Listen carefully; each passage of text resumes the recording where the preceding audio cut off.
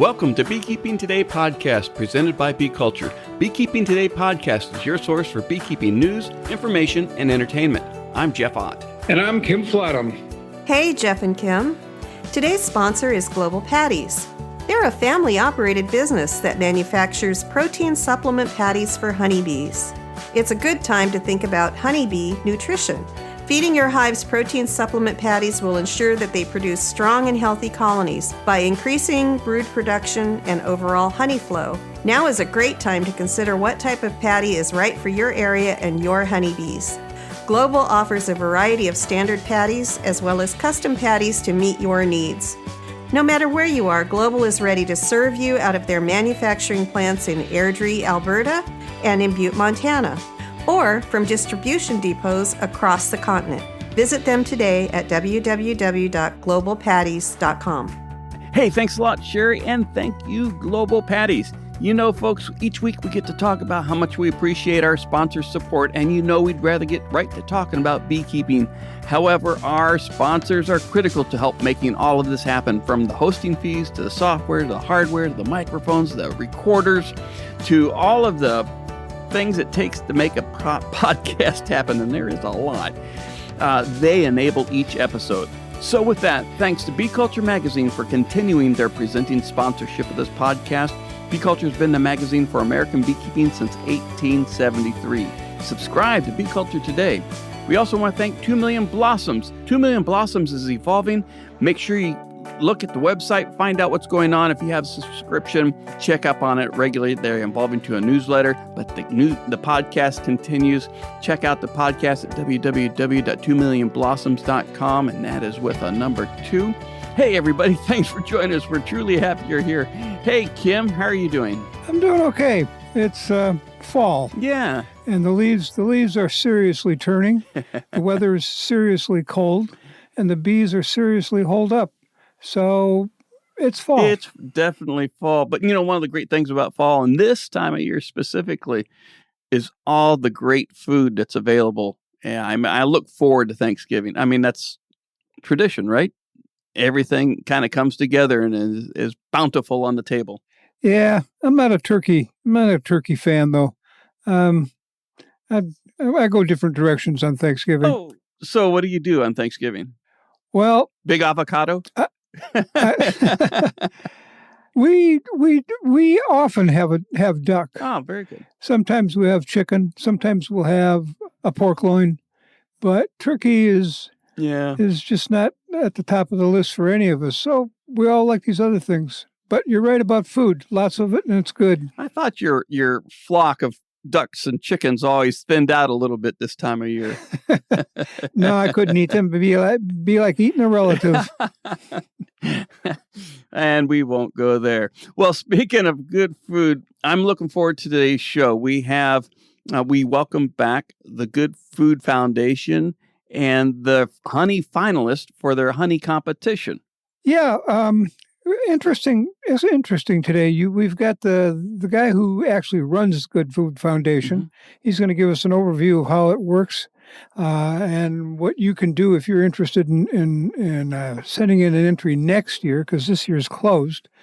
But the guy who runs the honey portion, that category, is with us also, and he's got, he fine-tunes what you need to do. And I was looking at their webpage yesterday, and there's a ton of information there. So after you've listened today and you think, the stuff I've got's better than anybody else's, check out their webpage and start planning now for what you're going to do next year for the Good Food Award. Yeah. Whether it's the Good Food Award or for any show, whether it be your county fair or a national convention, competing in a honey competition is a great educational experience. You get to learn a little bit more about preparing honey and all the intricacies of that kind of preparation. I remember there in Medina County entering my first honey competition at Medina County Fair. I even entered a frame of bees in an observation hive. So it's a great learning experience. I encourage anybody and everybody, every beekeeper, to enter into honey competitions. Yeah, it makes you pay attention to what's going on between the time you open the colony and the time you put the lid on the jar. Yeah. I did get a second A red ribbon. Is that second place? Yeah. That's second place. And that's because I got the blue one that year, Did Jeff. you really? Yeah, I did. Oh, well, I don't feel bad winning to someone of your caliber. So, or losing to someone winning of your caliber. So that's good. You came and saying I didn't remember that. I've got 3 blue ribbons for frames of honey over the years. Fantastic. Well, I'm looking forward to this show with the Good Food Award finalist, and let's get into it. But first, a quick word from our friends at Strong Microbials. Hello, beekeepers. Your honeybees face a lot of challenges out there. Unbalanced food sources from monoculture crops, holding yards, drought, food shortages, antibiotics, pesticides, and pathogens like chalk brood. To overcome these challenges, your bees need the multiple bacteria that are in all nectars, pollens, and the environment. These bacteria aid honeybees' digestion and improve your honeybees' response and resilience to pesticides. Now you can help improve your honey colony health with a quick, easy, and safe-to-use product. Strong Microbials Super DFM Honeybee uses naturally occurring bacteria to restore the healthy gut biome of your honeybees. Check them out today at www.strongmicrobials.com. And while you're on the Strong Microbial site, make sure you click on and subscribe to The Hive, their regular newsletter full of interesting beekeeping facts and product updates. Hey, everybody, welcome back. This is a fantastic show. I'm excited about it. I've been looking forward to this for quite a while. We are talking to the finalist of the Good Food Awards honey competition. So, Kim, what do you think? Well, we did this before, Jeff, and it was a good show last time, and I'm looking forward to talking to these guys, all guys, by the way, talking to these guys about where they're from, what kind of honey they produce, how long they've been keeping bees, those sorts of things, to give the listeners out there kind of a background on how do you become a winner. Well, we could all use that kind of information. Yep. So our prior conversation was with the Good Food Foundation was with Sarah and Mark back in August 31st of 2020, and that was episode 14, season 3. So let's welcome into the show Max Kirwin and Mark Carlson. Sorry about that, guys.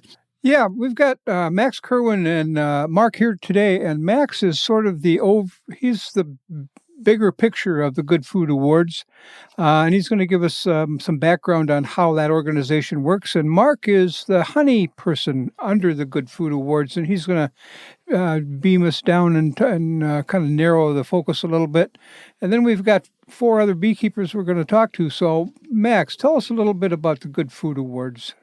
Thanks, Kim. Appreciate the time today. The Good Food Foundation, we exist to pretty much leverage the overlooked individuals in the food industry, particularly those who are driving to create tasty, authentic, and responsible food in the food culture. A lot of those overlooked individuals are crafters, such as the individuals that you'll be hearing a little bit later, but also independent retailers. So we work with them to leverage their small productions and get them better notice in not only our region, we're a nonprofit based in San Francisco, California, but all throughout the United States. We focus on different regions to leverage all of their unique abilities and unique crafts. I handle the committees for the Good Food Awards. We currently have 18 committees recognizing different food and beverages, so spirits, oils, and particularly honey for this case. So Mark is actually one of our committee chairs. He focuses particularly on honey. I manage the overall production of the event, where Mark will specifically hone in on all the techniques in sorting and organizing of the honey category. All right. Well, Ben, Mark, tell us about the honey category. Sure. It's good to be with you, Kim and Jeff. I'm glad to be back. And yeah, we started doing honey. Actually, Kim, you were involved in some of the early years. Around 2014, the honey category was initiated in the Good Food Awards. And there was a solid group that we started with, and we kind of pioneered some of the criteria, some of the requirements for our submissions. And then ever since then, I've been working in and out either as a committee member or as a volunteer. And it's always a lot of fun. And there's always a lot of really interesting honeys that come from all around the country. And yeah, part of it is based on in addition to some of the criteria that the Good Food Awards is celebrating and promoting, the methods by which we're doing the evaluation it parallels a lot of other honey competitions. And so the sensory analysis, the ways by which we're tasting the honey, is similar to how most folks are familiar, but it also is a lot of fun to be working with some local judges. And we got through the pandemic together and had some of our tasting remotely. And so it was another good year, and we're looking forward to another one coming up. That must have been a challenge with the pandemic and the tasting, and that's part of the fun of the competition is everyone getting together and everyone seeing displays. And you got it, Jeff. And so in addition to the criteria, in order to kind of focus on some of the missions of the Good Food Foundation, the ways in which we taste together, there's always going to be some guidelines, and some people might do it slightly differently. But when we're all together as a group, it really adds a lot. Very good. Mark, real quick, if I wanted to, I know it's too late this year, but if I want to enter the Good Food Awards with my honey next year, what are, in 3 quick steps, what do I have to look for? What do I have to do to make sure that my entry makes it at least as far as the contest? Sure. Yeah, the guidelines are written up on the website, and anybody who would want to go through them in detail, I'd encourage that. But maybe just the overarching summary might be that we do follow, so the general standard might be that anyone who submits an entry has to be the beekeeper, and they have to have a label. And so that follows and parallels maybe the cottage industry standards for just food sanitary and regular production. And then Good Food Awards and Good Food Foundation also is highlighting various production and harvest methods, and then also some animal husbandry priorities, which I think are, again, they parallel what Max started and said about how there are some underlooked producers, and the ways in which the craft can be done at a small scale is also really interesting. And so some of those criteria are allowing the submissions to be highlighting that area in particular. Well, I've looked at your webpage, and I agree that you have excellent instructions on your webpage. So if anybody's interested in doing this next year, start now by going to the webpage, and that'll be on our show notes, right, Jeff? Absolutely. Go to the webpage, take a look at the rules and regs and suggestions, and now's the time to start. So, Mark, there's 4 beekeepers here with us today. Do you want to introduce one of them and tell us a little bit about what's going on? Sure. In his part of the world? I'll start with Ethan then, because I grew up in northern New York.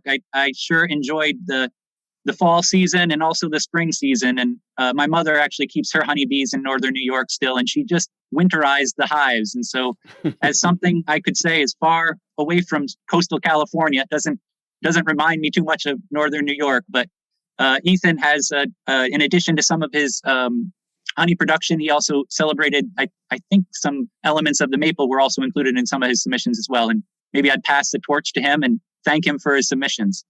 Sure. Thank you. My name's Ethan West. I run Republic of Vermont with my wife, Anina, and our 2 little kids. Here we're in Goshen, Vermont, which is in Addison County, Champlain Valley area of Vermont, which is a great beekeeping area. So we submitted several products. We run a maple sugaring operation as well as an apiary. So we tap about 7,000 trees, produce maple syrup, organic certified maple syrup, and treatment-free honey, running about 120 hives, depending on the year. And so we also raise overwintered nukes, mostly for our own uses, and we raise queens, overwintered northern queens. So we submitted this year. We actually won last year for our Vermont Wildflower honey. So that was super exciting. And then this year we submitted our honeycomb, which is our take on comb honey, where it's similar to mason jar beekeeping. We put the jar upside down on top of the hive and allow the bees to build the comb inside it and begin to fill it with honey. And then we backfill it with our with our honey back at the honey house. And so it creates this individual product, kind of a work of art for people who've never seen a beehive, never interacted with bees. The reaction is pretty astounding that they can actually see the comb. It's a glass jar. So yeah, that's what we've this year that we're a finalist for. Now, you said Goshen. Is that northern Vermont? Central Vermont. Central? So we're actually up on the side of the Green Mountains. The Champlain Valley is a wide open the biggest agricultural area in the state, and it's well known in New England as one of the best places to keep bees. And it's very crowded with commercial beekeepers and hobbyists. So it's an interesting place. I'm thinking, Ethan, that with all of those trees and all of those hives and all of the things that you're doing, do you get any sleep between January and December? Yeah, this is our off time, except we ship all of our products and the holidays are our biggest shipping time. So no, we don't. We have 2 little kids, so it's not really an issue, sleep. we're never getting sleep. I can believe it. Yeah. I can believe it. Well, it sounds good. I wish I could taste some of this. It would be a real treat, and the technique that you use is really special. I'm envious of your skill and your ability to do that. Better Bee is pleased to sponsor today's episode of Beekeeping Today podcast. For over 40 years, Better Bee has supplied beekeepers across the country with the tools, equipment, and knowledge needed to succeed. Because many Better Bee employees are beekeepers themselves, they understand your needs and challenges and are better prepared to answer your beekeeping questions. From their colorful catalog to their support of beekeeper educational activities, including this podcast, Better Bee truly lives up to their tagline of beekeepers serving beekeepers. See for yourself at betterbee.com. So, Mark, who's next? Sure, and maybe I'll just touch on one or two things here, and I'd say that the primary method of evaluation doesn't involve so much of a visual aspect, but I can confirm, in fact, that Ethan's product was a work of art. It's really a beautiful thing to see how the bees will craft the comb inside of the jar and gives that all that unique texture and unique shapes that are really special. And it's unfortunate we haven't quite figured out how we would incorporate that in as in a presentation element. Because we do a blind tasting, we don't spend much time thinking about how the presentation of the jar or the wax in the jar. But before I touch off again, I'd say the other interesting thing is that our honey category does include a liquid, a comb honey category, and then and in addition to that, an infused honey category. And so in addition to the geographic highlight that the Good Food Foundation is celebrating, the honey category does also try and allow for those that are producing both specialty comb honey to have its own category and path toward a ribbon. And so we don't get as many comb honey submissions as we get liquid honey submissions. But again, they're fantastic and attractive in all kinds of different ways. And so I thank Ethan for that. That was our only jar that we got like that this year, and it sure was impressive. Well, it was impressive. Who else you got up here, Mark? So how about Jay? Could I direct to you and just have you introduce yourself and go into your honey? Yeah, for sure. Jay Williams, and I'm happy to be here. Thanks for having me on. It's a huge honor to be a finalist. I don't know if you guys will talk much about it, but I've been involved with the Good Food Awards. Actually, we've submitted 4 times.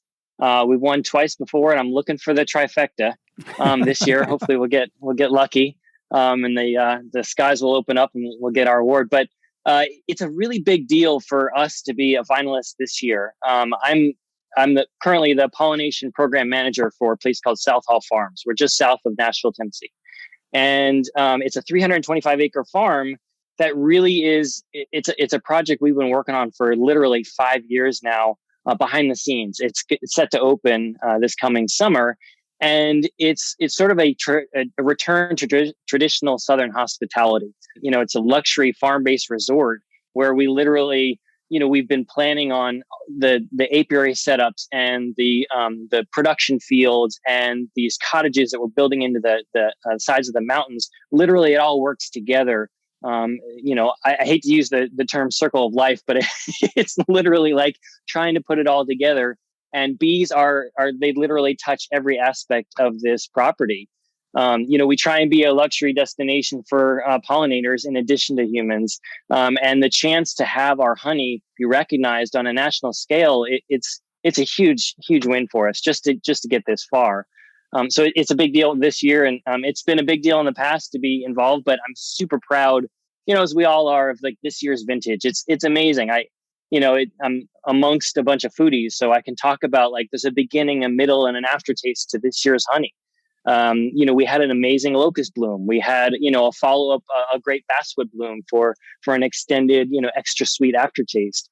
And those sort of things, to be able to be recognized in this sort of a platform, and have people really appreciate all the effort and time and skill it takes to come up with this quality product, it makes it, it means a huge deal to all of us. And I'm just kind of tickled just to have gotten this far.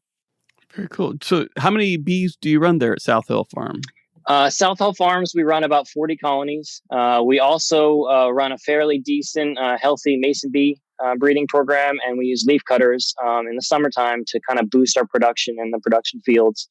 And then we also support a whole lot of native bee habitats around the area. And hopefully soon we'll add butterflies to the mix, but we'll see if we got time. Jade, the honey that you entered this year, is it a blend of a seasonal blend, I guess I should say, of several different kinds?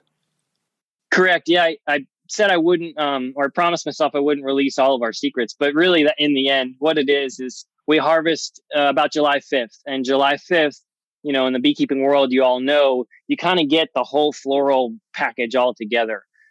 We are not really into harvesting, every 3 weeks or every month to get that varietal taste. Instead, we try and get the whole kit and caboodle.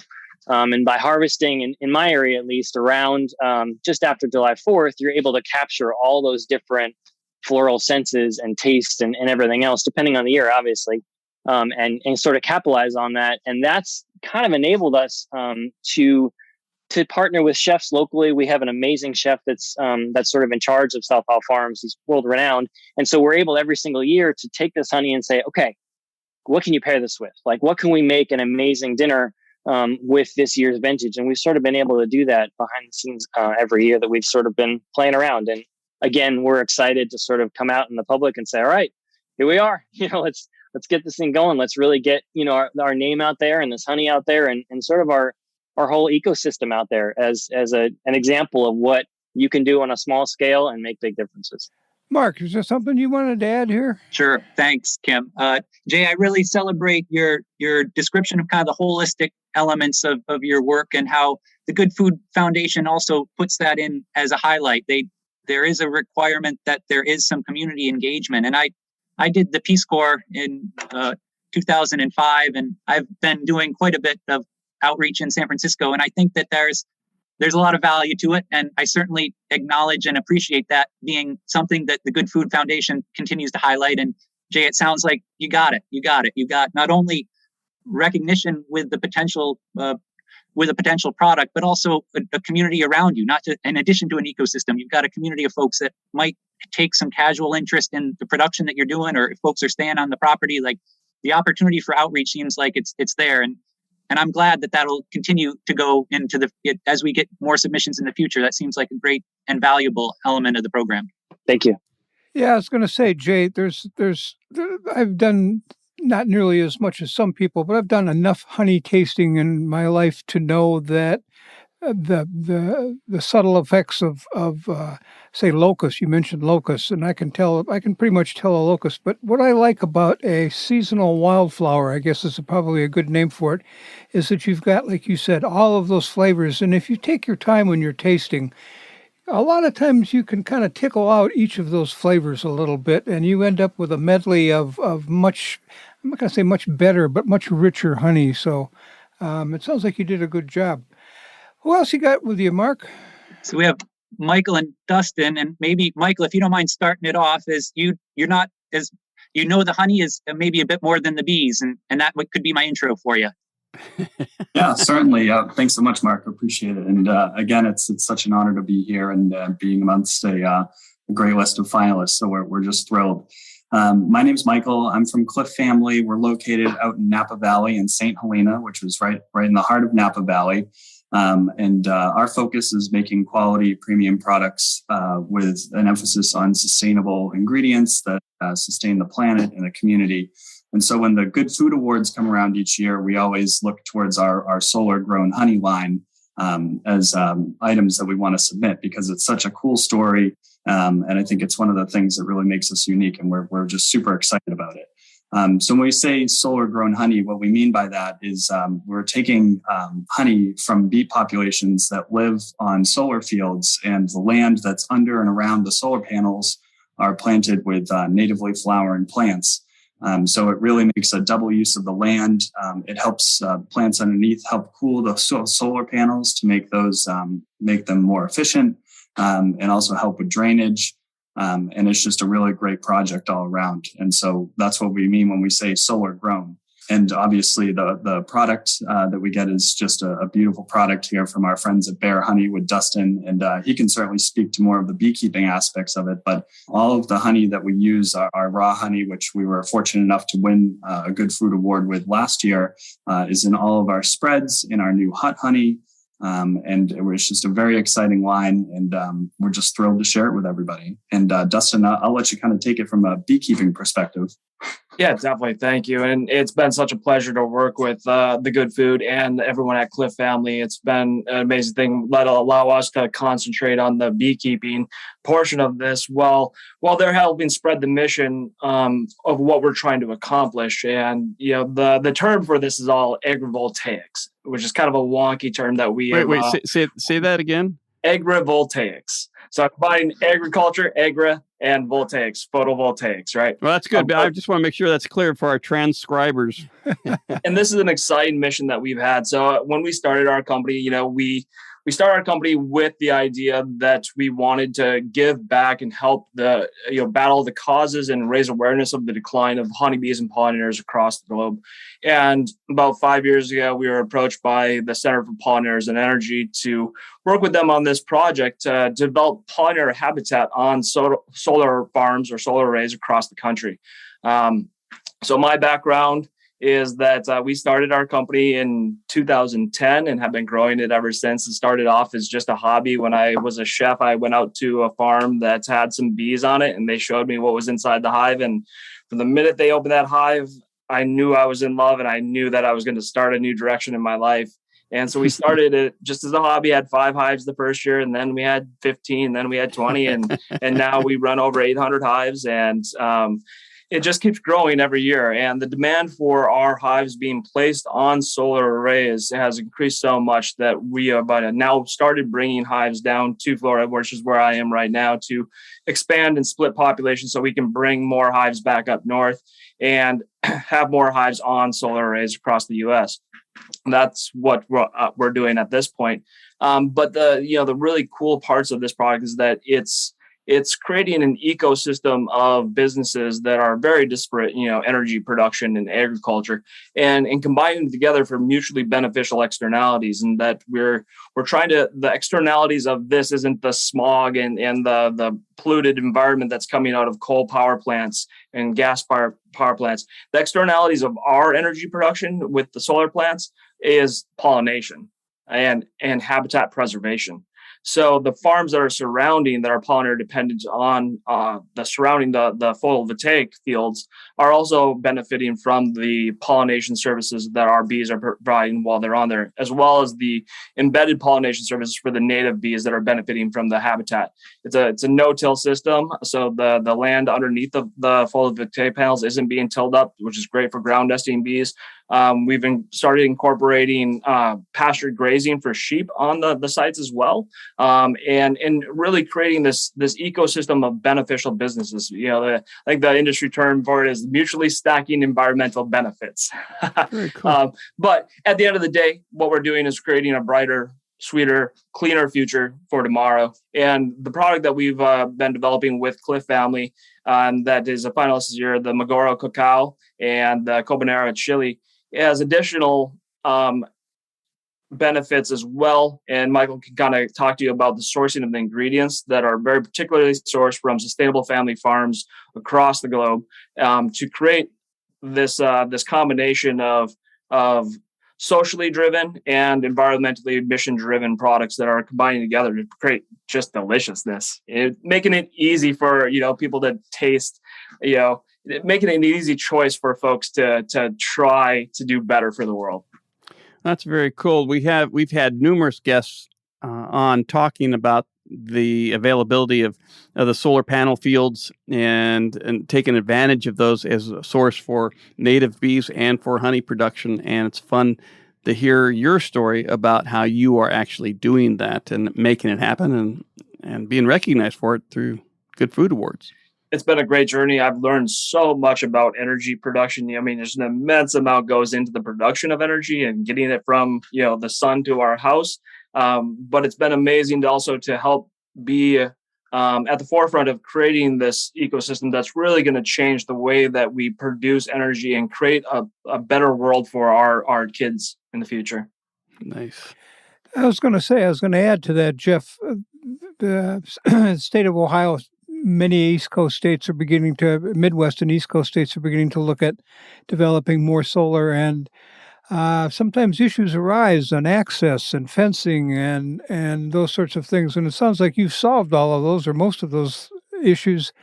So if there's somebody that's listening that's got a solar array that's going to go up in the next year or so next door or just down the road, you might want to take a look at how California's doing this, because they seem to have solved the problem. And I would encourage them also, Kim, to reach out directly to me. So working with Pace University over the last year, we've developed a template for a solar contract to help the relationship, make it more predictable on how the relationship between a solar company and a farmer can work.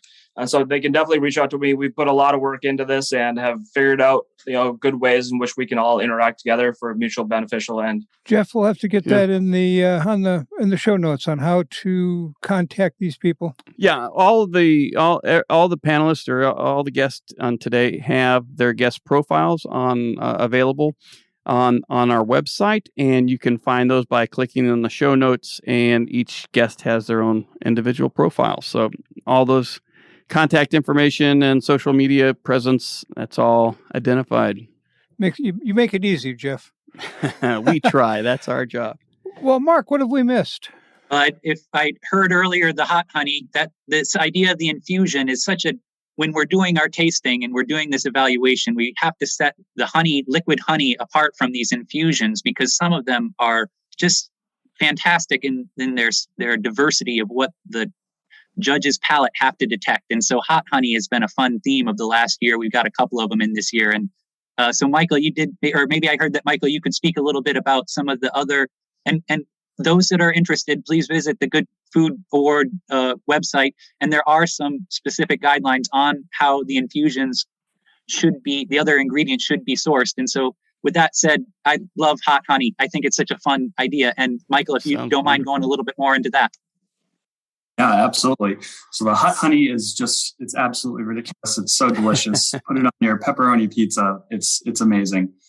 And it has a plethora of uses. But the really special part about that is that we were lucky enough to partner with the fine folks at Burlap and Barrel for these spice blends and peppers and chili peppers. And so these are all single origin spice blends. Everything is super traceable. It goes down to individual family farms across the world where we source these, either the cacao powder or the habanero chilies or the ginger and cinnamon that we use. And it not only makes a delicious product, which is great for multiple uses, culinary, cheese boards, you name it, but it also is, you can feel good about eating it because you know that everything is sourced the right way and people are being treated the right way. And we think that the spreads are just terrific. The hot honey, we steep those habanero chilies in the hot honey for a period of weeks, and it just makes this beautiful color. And it's just one of the most exciting products that we have yet. So we're thrilled. Thanks. Sounds wonderful. I have my formal evaluation of the honey, and then we get to try it kind of off with the neighbors or with other friends, and everybody. I get such the non-honey expert I get such positive reviews from some of the infusions. It's such a fun way to expand the audience of the product. I think it's really well done. Absolutely. Thank you so much.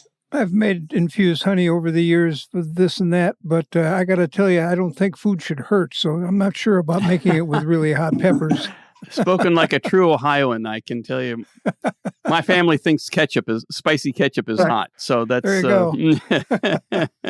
Well, one of the great things about the Cobanero chilies is that they don't have a very high Scoville unit. So they have enough spice to be able to make it so that you know that it is spicy. It's more these really interesting flavor profiles that the chili itself lends to the honey, and the combination between the smokiness that honey naturally has and the chilies. It's really interesting. I've heard that before. and somebody, and I was surprised every time, but it does sound good. And it's an art and a science to make infused honey. The time and the different peppers that you produce or that you use. And so I'm impressed. It sounds good. So we're coming up close to the end of the show, but we've not talked a whole lot about beekeeping, which we have all this knowledge here and experience. So I'm going to make this kind of fun. I'm going to do a fast round. So I want to just go around to the beekeepers and say, if you had, let's make it one. Let's one hint on your beekeeping tip for competition. What is it? Now I'll let you think about it for a second before I call anybody. So it's just, you have a beekeeper sitting out there listening to the podcast and they're thinking, man, I really want to get into this competition. It sounds like lots of fun. Maybe even try for the Good Food Awards. What is your pro tip for them? All right. Time's up. So I'm going to Mark, do you want to lead this off? Sure. I sure celebrate that. And I know Kim does as well. The various nectar sources of the region is a fun way. And Jay alluded to this too, that sometimes once you get an idea of what those various blooms are doing, and all the audience that are beekeepers, we all know this well, and how those various complementary profiles can fit together. I still like to distill it down to some of the initial flavors that are coming from specific nectar sources and how those can work together. They can work by themselves. And I'm a big fan of dialing into my local blooms, my local nectar. So we got Mark's vote is for consider your varietal honeys and local honeys. So. Or single source if you can be so lucky. Yeah. All right. So I'm going to go. I got the screen here across Zoom. So in no particular order other than what Zoom selected. Jay, how about yourself? So much pressure. I will say enter early and often. I was hesitant to, back in the day, I was hesitant to submit my honey because I thought, I'm competing against a national scale of beekeepers here. How can my honey from little old Nashville, Tennessee compete? And I'll say that, something I really like that I learned along the way is that the way the judging and the competition is set up, luckily, I get to compete against my region. I believe there's 5 regions. So I get to compete against my region rather than compete against, honey from Hawaii. I think I can, give Hawaii a good run for their money, but I would rather compete against my locals here. And once I got over that, I was like, this is amazing. This is great. I feel like it's more fair. And it's logical. It makes a lot of sense to me. I will never forget, I entered on a whim. I got in. I was accepted, and it was 2017. And I participated in the Good Food Awards Mercantile, where you get to basically show your stuff and sell your product the weekend of the awards, which was amazing.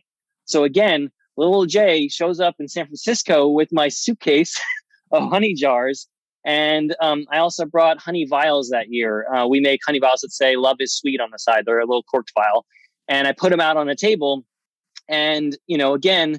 I'm a small mom and pop operation at that point, and I'll never forget. Secretly, William Sonoma came by my booth and took a picture of my heart-shaped, vials all lined up on the table. And within literally like 4 hours, my honey vials were broadcast to a gazillion followers, thanks to William Sonoma. It was, I don't know how many, but to me, it was a gazillion followers. And it was an example of like, you know what, if you hadn't just taken this chance and jumped in here, you never would be in San Francisco with your honey on a grand scale. And it was just it was a great experience. So that's what I would say. Jump in there and just do it. Thanks, Jay. And Ethan, how about you? I'm going. Yeah, that's all great advice. I would say just from our perspective, just trying to heat the honey as little as possible when you're extracting it and bottling it. We don't heat the honey at any stage, and I think that goes a long way to preserving the flavor and obviously it'll crystallize. But that's one of the main things we've done is just try to keep the honey as pure as possible coming out of the comb to going into the bottle and going to the customer. So that's keep the heat low or no heat? We use no heat. So we all our pumps are geared real low, and bottling, we have pumps that, we have a pump for bottling and takes a little longer, but it preserves the flavor for us. Ethan, what about straining, filtering? What do you do with that? Yeah, so we have a large sump that has several baffles in it, and we basically allow the honey to flow through there. We do keep the honey house at 78 degrees, 80 degrees, so it's pretty warm. But it's a large enough baffle system that almost all the wax and impurities are caught with the three baffles, and then we let it settle in the tank. So any stuff that got through sits for 24 hours, and the wax rises to the top, and then we don't bottle it all the way down. Mark, then one of the attributes of an entry isn't going to be, is it crystal clear? Correct. Yeah. The idea that there will be a natural crystallization, and the Good Food Awards does require that submissions are processing with a minimum heat. I think they say with minimal heat, let's say 100 degrees Celsius or Fahrenheit is their threshold. And then the filtration, great question. And I believe there is it might be I don't want to guess wrong, but there's a specific micron size for the filter. And the idea would be that it would be keeping some of the pollen. You're not filtering at such a level that you're removing any of those other small elements. And if that did potentially provide a little bit more of a crystallization seed source, I think that's part of the process. It's part of what we're looking for. And so trying to, I think you said it well, Ethan, trying to keep a real pure product is something that we're trying to highlight. And I think that comes across in some of I'm sure that comes across in some of the finalists is just a cleaner flavor, a better flavor, and celebrating that particular honey. That's good to hear. All right. Well, Dusty, how about you from a beekeeping standpoint? Yeah, I would say that, learn from your bees and work together. The beehive is an egalitarian society that is working together for the mutual benefit of everyone. And I think that the way I run my business and the way that I see the world is that we all need to work together for a better world in the end. So we're not doing it alone. And the bees don't do it one bee at a time. And we can all work together to make this a better world together. There you go. Be the change. And Michael, do you have anything to add from a preparing and competition standpoint? Just it's, as you know, the Good Food Awards is kind of the gold standard, and it's always when I'm thinking about this, I always know you're just going up against the best of the best. So we just always think of our solar grown line in particular, and if we have a new product, that certainly always helps. So we kind of lucked out with the hot honey coming out this year. But just something that's interesting and something that will just add to your experience, whether it be, a cheese board, glazed carrots with the hot honey or the ginger honey, culinary application, or just simply just taking it out of the jar with a spoon and enjoying it. So that's kind of always how I think about it is, well, what would I most enjoy if I was looking on the Good Food Awards, or if I was looking through the pop-up shop, and something that's going to grab your eye. And with just so much great competition, that's always a big consideration. So that's kind of why I always gear towards the honey products. It's just a special place in my heart. And I really do appreciate the line and all the work that goes into it, and the partnerships that we get out of it. I like the sound of ginger honey. That sounds real good. Well, it's good. It's also got a little spice too. So watch out. I like it a lot. All right. Well, Kim, anything else before we let these guys get back to their work? I just want to close with one thing, Cliff. I'm hungry. Well, come on down. If you come over to Napa Valley. Yes. Okay. All right. No, this has been fun, Jeff. And we did it before, and I hope we can do it again in the future. Gentlemen, you were all excellent. And congratulations on making it as far as you have made it. And good luck. Yeah, you're all worthy of your own episode. I'm glad to have had the pleasure of meeting you all today. Thanks. Thanks, Kim. Thanks, Jeff. Thank you so much. Thank you. Thank you. Yeah, it was really fun having those guys on the show talking about what they're doing for the competitions. I've always liked honey competitions, and this is a big one. Yeah, I think there's two things of value to me came in there is they're each had a different perspective on what was most important to get the best honey sample, and you put them all together, and you got some really good advice.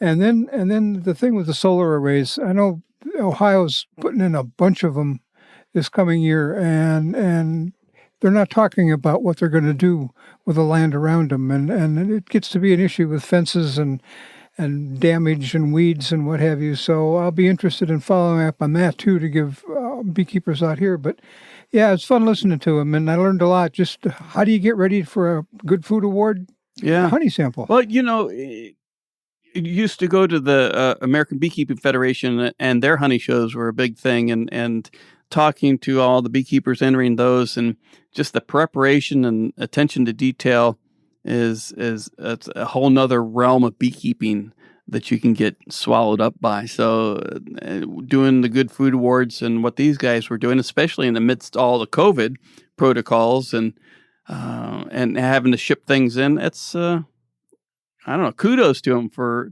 one, doing it, and two, for making it as a finalist. Yeah, they were good. They all sounded really good.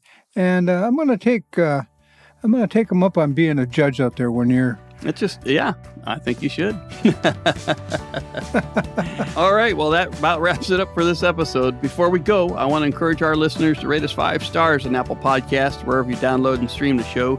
Your vote helps other beekeepers find us quicker. Even better, write a review and let other beekeepers looking for a new podcast know what you like. You can get there directly on our website by clicking on reviews along the top of any web page. As always, we thank Bee Culture, the magazine for American beekeeping, for their continued support of Beekeeping Today podcast. We want to thank our regular episode sponsor, Global Patties. Check them out at www.globalpatties.com.